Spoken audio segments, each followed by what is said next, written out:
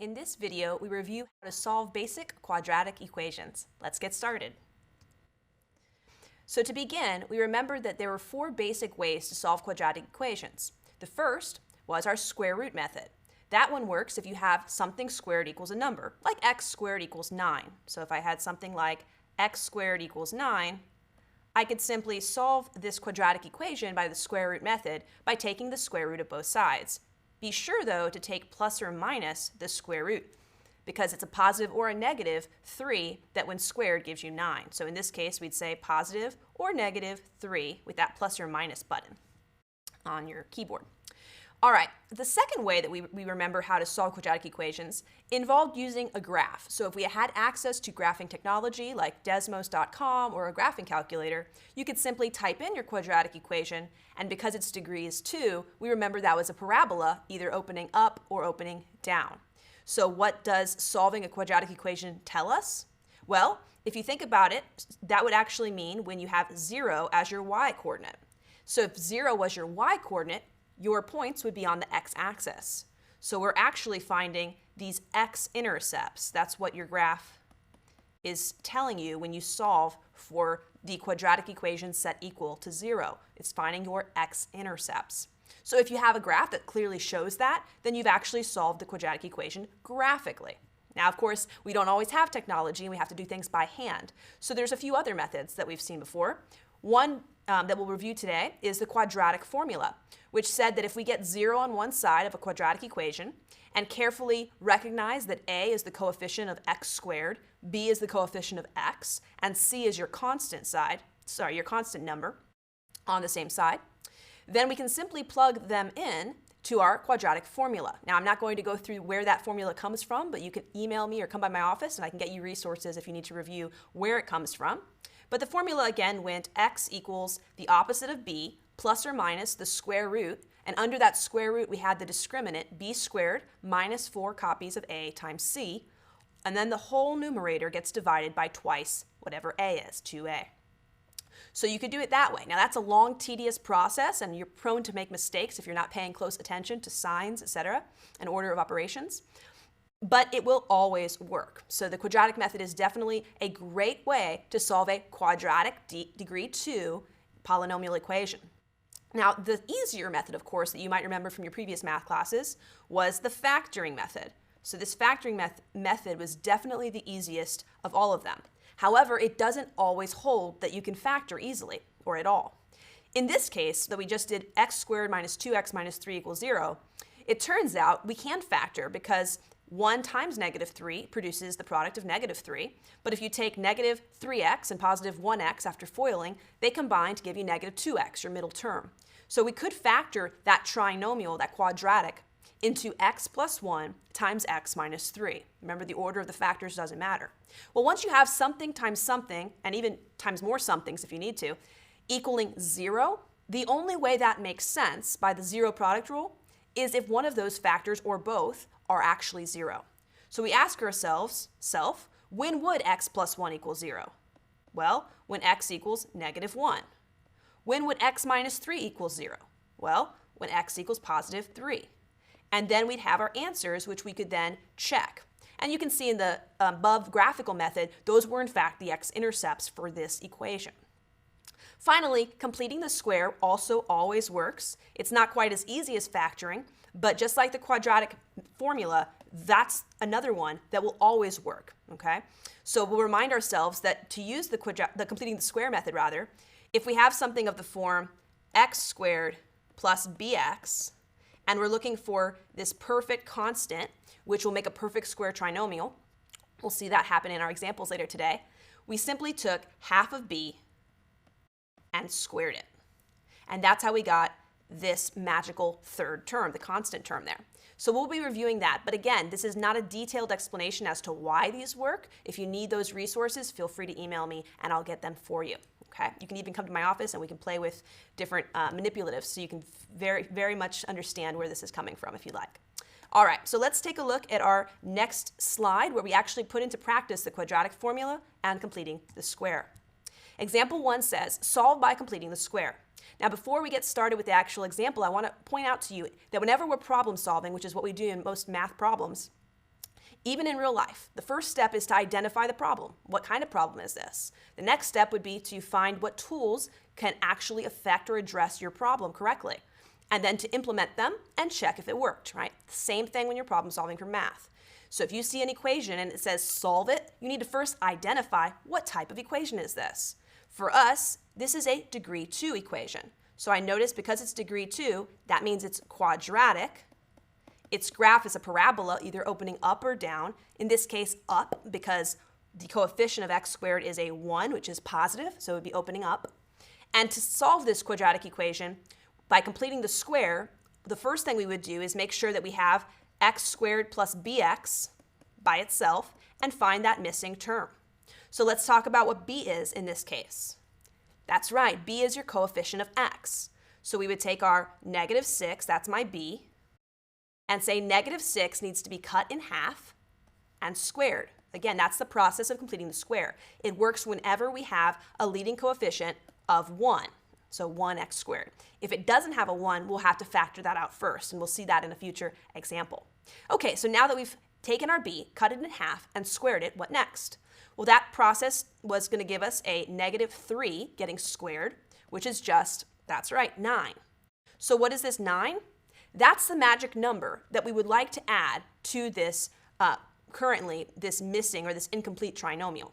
But if I add 9 on this side, I have to add 9 on the other side.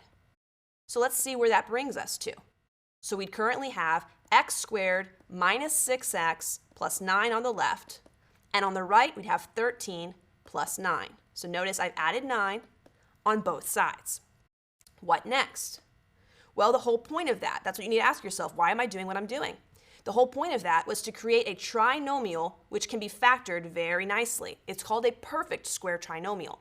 Think back about perfect squares. For example, if I turned 16 years old, that's a long time ago, but if I turned 16 years old, I would say to my friends and family, I just turned a perfect square. Why? Because 4 times 4 is 16. So 16 was a perfect square, since something squared gave me that number. Similarly, when we say a perfect square trinomial, we mean something squared gives me this trinomial. What? Well, the little trick here, if you created it by completing the square, is to simply take half of b. Well, half of -6 was -3. I claim that this is the result of x minus 3 times x minus 3. Now check it by yourself and see if you agree. FOIL it out. Well, x times x is x squared, -3x and another -3x combine to give you -6x, and -3 times -3 is in fact 9. Another way of writing that, though, is just x minus 3 to the second power. So by completing the square, we created a perfect square trinomial, or a PST. That's the goal of completing the square, to create a perfect square trinomial, which means we can rewrite the trinomial as a binomial to the second power, like x minus 3 squared.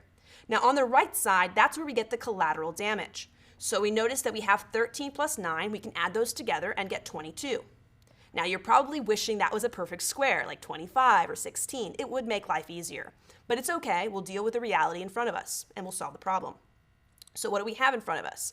Something squared equals a number. If you go back to the previous slide, you'll notice that the first way that we had to solve a quadratic equation was the square root method, which said when you have something squared equals a number, you can take the square root of both sides, being sure to use the plus or minus option as well to consider both the positive and negative sources of those numbers. So in this situation, the square root method allows me to say that x minus 3, in other words, I'm getting rid of my power of 2, would equal plus or minus the square root of 22. So it could either equal positive root 22 or negative root 22. One more step and you've isolated for x. You've solved for x. What do? That's right, undo subtraction by addition. So if you added 3 to both sides, you would get x by itself. In other words, cancel, cancel, x should equal positive 3, and then add or subtract the square root of 22. Those would be my two exact answers. Now in a math context, a pure math classroom situation, test, homework, etc., that's the answer. Those are the two answers that we're most interested in. But remember how we talked about the fact that this parabola was actually opening up?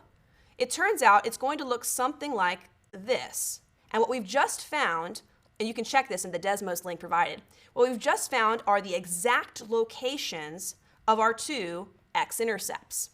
So how do I show that on my graph? Well, you could actually go into a calculator and say 3 minus square root of 22, and that would tell you that your answer is 1.69.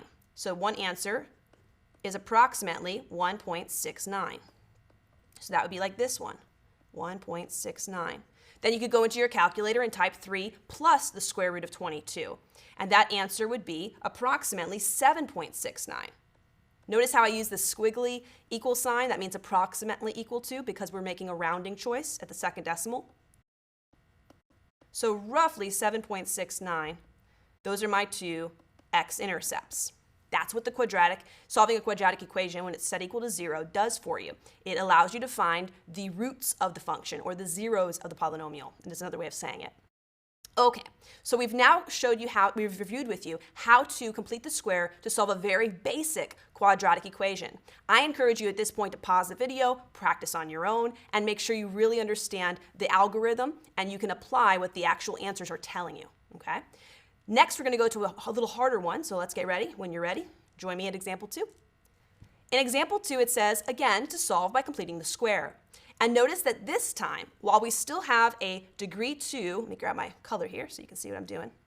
While we still have a degree 2 situation, meaning quadratic, so parabola, and while we still have a positive leading coefficient, so a parabola opening up, something like this, what we're trying to find out is, does it have any x-intercepts, right? Because we have different scenarios. We have the scenario where the x-axis is completely below it and there's no x-intercepts. Or we have the scenario, let me move that line there. We have a scenario where maybe it touches it just at the vertex, at that lowest point, right? But there is that other scenario where instead of crossing it at one location, it crosses it at 2 locations. So we're trying to figure out which of these it is and what are the x-intercepts, if there are any at all. So what are the x-intercepts? We want to know where they are. Okay, so what do? Well, to complete the square, the first thing we did, if you remember, was we moved the constant to the other side. Now, you might not remember that step because I had already pre-done it for you in the last example. Why is that? Because what we want when we're completing the square, I usually write down when I'm learning something what I'm trying to do. I would like something of the form x squared plus bx, because if I have it in that form, then I can get this missing term, the constant term, by taking half of b and squaring it, right? That's what I want to see, something like this, in order to follow my completing the square algorithm, okay? But I don't quite have that yet, so I first move my 1 to the other side by addition. 0 plus 1 is 1. And then I copy and paste what I have so far, which is 2x squared minus 3x. Okay, so currently I have 2x squared minus 3x equals 1. But I don't quite have a 1 as my leading coefficient. So you may not remember how to approach these problems from your previous math classes, and that's okay. Some professors or teachers may have told you to just divide by whatever that number is, and that's going to work for quadratic equations. But I will tell you, when you get into higher level functions like circles and ellipses and hyperbolas, it will be important that you don't just divide by that number because it will have ramifications for other things that you didn't want it to, okay? So instead, what I encourage you to do is to simply factor out the number in front, so factor out this 2, from those 2 terms. So what does that look like here? If you factor out the 2 here, what would that mean? And this will be a little bit brain bending, so brace yourself. Well, what that would mean is I would say 2x squared gets divided by 2, and that would be, because when you factor out, you're dividing it out, that would be what? That would be just x squared, because 2 times x squared, when you distribute it, gets you back to 2x squared. So you're really asking yourself, whenever you do division or factoring in this case, 2 times what gives me the original, right? So 2 times what gives me 2x squared? X squared. Here's the harder part, though. How do you make a 2 multiply by something and turn into negative 3x? Well, the negative part's obvious, I hope. You're going to need a negative and you're going to need an x. That part's obvious. But the part that causes many students problems, or causes them to stumble, is this part here. What do they do to end up with a 3 next to the x? Well, they would definitely need a 3 next to the x. So that part you would agree with, I hope. But isn't that going to produce a 6x, negative 6x, when you multiply by 2? Huh. Well, how could you turn a negative 6 into a negative 3? You'd have to cut it in half, wouldn't you? So in other words, you'd have negative 3 over 2x. So that's the little trick there. If you have a number like a -3 where 2 doesn't go in evenly into it when you're factoring out that 2, you simply multiply by whatever it is that you need to see, -3x, and then divide by the number that you're factoring out, okay? So that will always work. If this had been -5x, you would have put -5x over 2. Same thing, okay? And if it had been a different number instead of a 2, that would be your denominator, okay? So you might be thinking, why did I just go through all that trouble? Well, now the whole point of that trouble we just induced was that we wanted something like this, x squared plus bx. We have that now. Ugly, but we have it. X squared plus bx. So b in this context is -3 over 2. So now our job, that's our b, right? There's my b, right there. So now our job is to follow the algorithm. What do we normally do? We take half of b and square it to get our third missing term. Well, how do you take half of a fraction? Well, you could divide by 2. It kind of looks tacky, but you could do it like that. But dividing by 2 is really multiplying by 1 over 2, right? Cutting something in half. For example, if you have a piece of pizza and you're going to divide it into 2, you're really giving each person half, right? So that's the idea. So really dividing by 2 is the same as multiplying by half. You might remember that from your fractions in the past you've studied. So what does that mean? Well, we really have -3 times 1 as our numerator, which is -3, and 2 times 2 as our denominator, which is 4. So that's what we get when we take b and we cut it in half. We get -3 over 4. But that's not the end of the story. After you take b and cut it in half, what do we normally do? That's right, we normally square it. So now if I want to square that, take that result and square it, what would I end up getting? Well, a -3/4 times a -3/4, you're welcome to write that out, but I know that if I take a negative times a negative, I get a positive. If I take 3 to the second power, I get 9, and 4 to the second power, I get 16, or just 3/4 times 3/4, which is 9/16. So this is the magic number that we normally use to add on both sides and complete the square. That's what we're going to add carefully inside the parentheses now. Now you might be thinking, I know what to do next. I'm going to add 9/16 to the right side.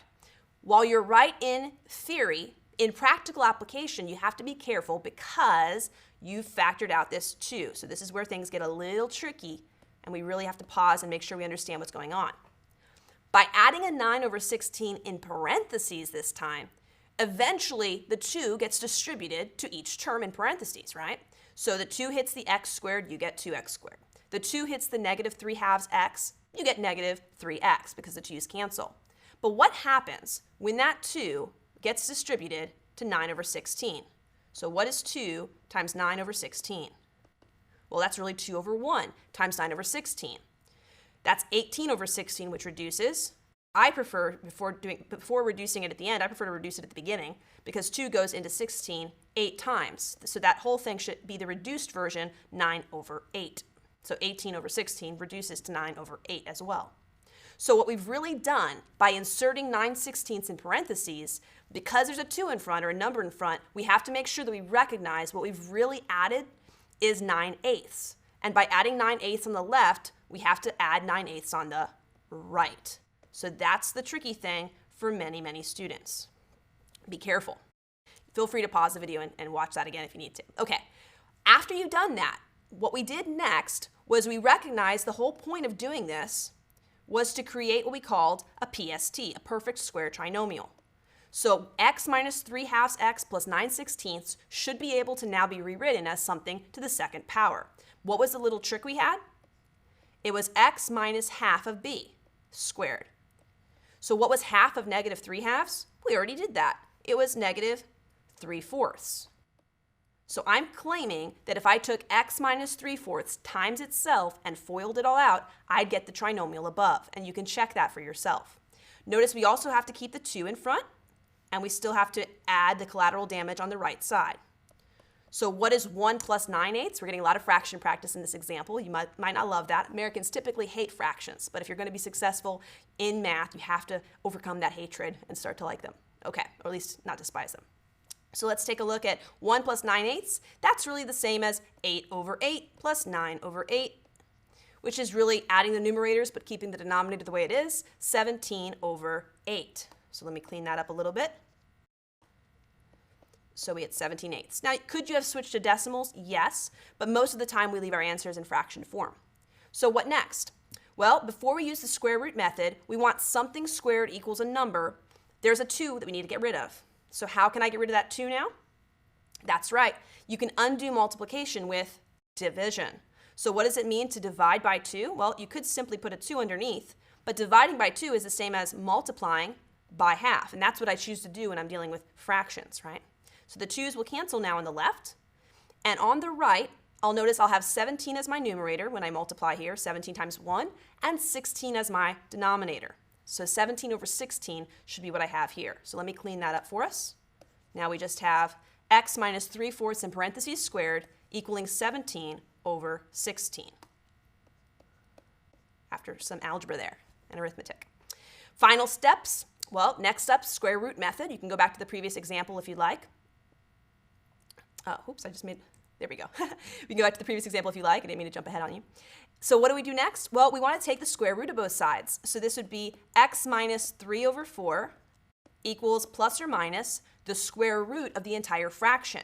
Now notice here, if you remember from your square root principles that you first learned in other classes, when you have a square root of a fraction, did you remember that you could actually take the square root of the numerator separately and the square root of the denominator separately? The reason I bring that up is because 16 in the denominator is a perfect square. So if I took the square root of 17 as my numerator, and we know that the square root of 16 is just 4, that's making my life a little bit nicer. I'm going to clean up some stuff on the right here so we have some more space. Again, feel free to go back in the video if you need to see where all this stuff came from. Okay, so what do we have now? Well, it turns out our last and final step will be to get x by itself so we can get our answers for our x-intercepts, our solutions to this quadratic. So to get x by itself, we would need to add 3/4 to both sides. So I'd have that x equals positive 3/4 plus or minus the square root of 17 all over 4. And you could definitely interpret this as two different x-intercepts. We found the one on the left and we found the one on the right. You could also put them under one fraction bar if you prefer. 3 plus or minus the square root of 17 would be your entire numerator, and 4 would be your denominator. So either way is correct. And as far as putting them into your calculator and getting approximations, I ended up getting negative 0.281 and 1.781. So it turns out it's more like this situation. We have a negative x-intercept and a positive x-intercept as our approximate x answers. Okay. So that was a lengthy example, so you definitely want to pause it, go back, watch it as many times as you need to, and if you ever need more resources, you can always contact me and I'll try to get you them. But let's now practice, let's shift the rest of our attention for the remaining time we have together today with solving quadratic equations by the quadratic formula. Most students will prefer this method, but it is important that you have all of these tools in your toolbox because going forward, some equations will require certain methods, okay? So let's take a look at example 3. It says, can you use the quadratic formula instead to solve this quadratic equation? Again, why is it quadratic? Because we have the highest power of 2. So again, this is a parabola situation. It may have 1, 2, or no x-intercepts. The maximum is always your degree. So what do I do first? Well, what we're trying to do with the quadratic formula, remember, is to get ax squared plus bx plus c on one side and 0 on the other. The quadratic formula says that if you have your quadratic equation written that way, set equal to 0, then you can simply plug in your a, b, and c to find x values that would work potentially. So x equals the opposite of b, negative b, plus or minus the square root of b squared minus 4ac all over 2a. If you haven't memorized that, again, you can contact me or just go on YouTube. There are many, many videos to help you memorize it with songs, with raps, with all kinds of stories. I mean, there are a multitude of ways to learn that.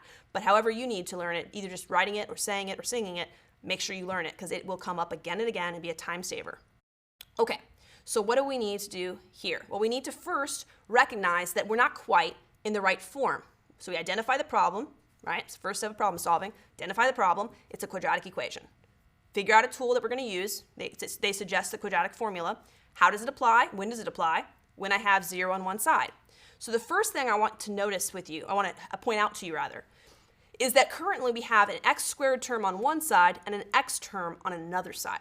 Okay? When you have terms on both sides, it's important that you pick a side for everything to live on and keep 0 on the other side, on the left or the right. So that's up to you. Personally, I like to keep my leading coefficient positive. So I'm going to keep 4x squared where he is and move 5x to the other side. Before we actually continue with the problem, though, I want to point out a common error that I see students make. A lot of students at this step just decide, I'm going to get rid of one of these x's by dividing by x. There's a reason why you can't do that, because x represents some unknown quantity. So it turns out that x could equal 0. In fact, you might notice that if x was 0, this equation would work, wouldn't it? If you had 0 on both sides, yeah, you'd get 0 equals 0, wouldn't you? So it turns out if you have a possibility that your variable could be 0, you can't divide by 0. And that's why you cannot divide by x here. Instead, you need to move by addition or subtraction the term to the other side. So since it was positive, we'll subtract it from both sides. We'll get 4x squared minus 5x must equal 0. Now you might be thinking, Professor, I can't go any further because there is no constant term, there is no c. And you are kind of right, but also kind of wrong. Here's why. You're kind of right because I don't see a term either, so yes, I don't see one. But when you don't see a number and you're looking for a constant in that place, that means the constant is, in fact, 0. 0 is the number that we use to represent empty space, right? There's nothing there, all right? So in our case, we would say that A is 4, that B is -5, and that C is, in fact, the number 0. Now it's a matter of plugging into the formula. I would recommend strongly that you pause the video, plug it in, go as far as you can, and then come back and see how you did. So according to the quadratic formula, when you plugged everything in, did you get the following? X equals the opposite of -5, so that's just 5. You can write negative, negative, and make it 5, that's fine. Plus or minus the square root of b squared, -5 to the second power, watch your sign. Is it positive or negative? It's positive 25. Now you might be thinking, Professor, I put it in my calculator and it said -25. That's because you didn't use parentheses. The calculator will do what it thinks you want it to do. So if you want it to take -5 to the second power, you have to put that -5 in parentheses. Minus 4 copies of a times c, where a is 4 and c is 0. All over 2 times a, where a is 4. So let's see where that brings us. You could actually take a shortcut here and simply look under the square root. The discriminant will tell you how many x-intercepts you're going to have. For example, if you get a negative number under the square root, you can't have any real numbers, so there'd be no x-intercepts, no real solutions. If you got a positive number under the square root, well then you're going to have a positive and a negative solution that you'll have to add to 5 and divide by 8. Finally, so you'd have 2 x-intercepts. If you get 0 under the square root, well that would mean that you wouldn't have a plus or minus, because plus or minus 0 is just 0. You'd just have 5 over 8, wouldn't you? So let's take a look at which of those situations we have. 5 plus or minus, and under the square root, our discriminant, we would have 4 times 4 times 0. Well, that's just 16 times 0, which is 0. So 25 minus 0. You can write that out if you need to, but I'm just going to write 25 if you don't mind, because minusing 0 doesn't do much. What does that lead us to? It leads us to saying that x must be 5 plus or minus the square root of 25. Now in this case, we do have a perfect square as our discriminant, so we can just make that 5 because the square root of 25 is 5. Otherwise, you'd have 2 separate answers to write out like we did in the previous 2 examples. 5 plus or minus 5 over 8. Okay, so we have 2 x-intercepts. Turns out this is our situation. We have a parabola with 2 x-intercepts. The question is, where are they? Okay, so let's find out. Well, it turns out that when we take 5 plus or minus 5, that's 2 ways that you can interpret that. 5 plus 5 is 10, so 10 over 8. Or 5 minus 5, which is 0, so 0 over 8. In other words, when you reduce 10 over 8, they're both even, so we could divide both by 2. That would be 5 over 4, or 1.25. And 0 divided by anything, as long as it's not 0, is considered 0. So 5 over 4, or 0, are the 2 x-intercepts. So we have 0 and we have 5 over 4. So it looks like something like this is happening. Okay. So we found our 2 x-intercepts by simply first getting quadratic equation on one side equal to 0, then plugging in our terms and carefully performing our order of operations and our arithmetic correctly. All right, we have one more example. So again, I really encourage you to pause it, try it yourself, and then see how you did. Let's take a look. Example 4. Solve by, not completing the square, solve by the quadratic formula. It was taken in the past. I'm living in the present now. Okay. Solve by using the quadratic formula. Now here we have 1 equals 3x times parentheses x plus 2. Now you might say to yourself, Professor, this doesn't look like the rest. You're right. We have to identify the situation. Is this really a quadratic equation? Well, it doesn't look like it right now, but notice what would happen if you were to distribute the 3x. And many students, right away, that's the first thing they do. So you would have had 3x squared plus 6x, wouldn't you? Equals 1. Now can you identify it clearly as a quadratic? Yeah, so sometimes we have to manipulate things a little bit legally in order to understand the problem that we're dealing with. So this is in fact a quadratic. It's degrees 2. It's a quadratic opening up again. Kind of boring today, they've all opened up because we have a leading coefficient which is positive. And the question is, do we have any x-intercepts? Well, to use the quadratic formula, what was your first step? That's right, you want to get 0 on one side. So to make that 1 go to the other side, since it's positive, you need to subtract it. So we would have 3x squared plus 6x minus 1 on the right. What was next? Well, it was to identify what A, B, and C are, to plug them in. What is A here? 3. B, 6. C, the constant, -1. Last time it was 0, right? So this time it's a little less boring. Plugging into our quadratic formula now, we would have that x equals the opposite of b, so -6, plus or minus the square root, big square root, of b squared, so 6 squared. Well, that's 36. Minus 4 copies of a, which is 3, times c, which is -1. Notice I use parentheses for each term there. All over 2 times a, and a was 3. So 2 times 3 is my denominator. Let's take a look at the numerator. We have -6 plus or minus the square root of 36, and then watch out what happens next to 36. We have a -12, and multiplying -12 times -1, watch your signs here, and -12 times a -1 is a +12. So we really have 36 plus 12. So we do, in fact, have a discriminant that is positive, so we'll have 2 x-intercepts there. What is 36 plus 12? That's right, it's 48. So inserting 48 instead to save some time there. We now have that -6 plus or minus the square root of 48 over 6 are the 2 locations of our x-intercepts, the solutions to this equation, this quadratic equation.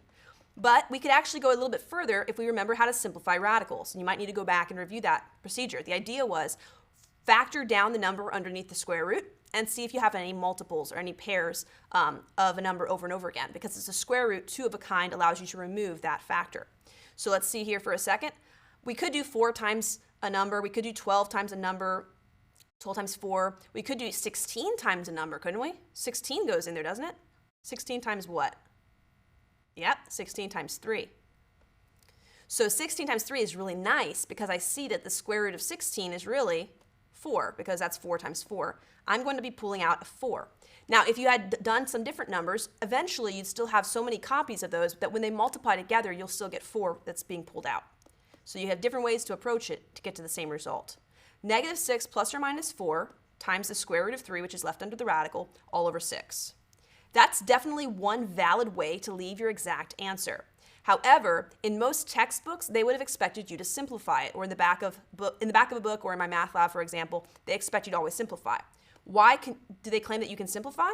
Well, notice that each of these terms, -6, 4, and 6, are all even, so we can divide by 2. And if you do that, you'd get -3 plus or minus 2 square root of 3, and 6 divided by 2 is also 3. If you're going to do it that way, be very careful that you divide all 3 of them by whatever number you're dividing by. In this case, 2. A lot of students will simply try to cancel the -6 with the 6, right? And that is illegal because you haven't actually divided every term by 6, and that makes it incorrect. So be careful there. Also, as far as the approximate answers that you should be getting, -2.155. So that's not a dot there. Let's fix that. -2.155 is one answer, and the other answer should be 0.155. So those are my 2 x-intercepts. So for this situation, we have a negative and a positive. It's looking something like this, where we have one over here and one over there. So we have a negative answer here, and we have the positive answer there. And you can check in the Desmos links that have been provided to see the graph yourself. All right, so we reviewed today a couple of different ways to solve quadratic equations. At this point, it's up to you to practice so that you feel confident. It's usually going to take you like 3 times in a row to get something right before you feel you've mastered it. All right, so good luck. I'll see you next time. Remember, math is not a spectator sport.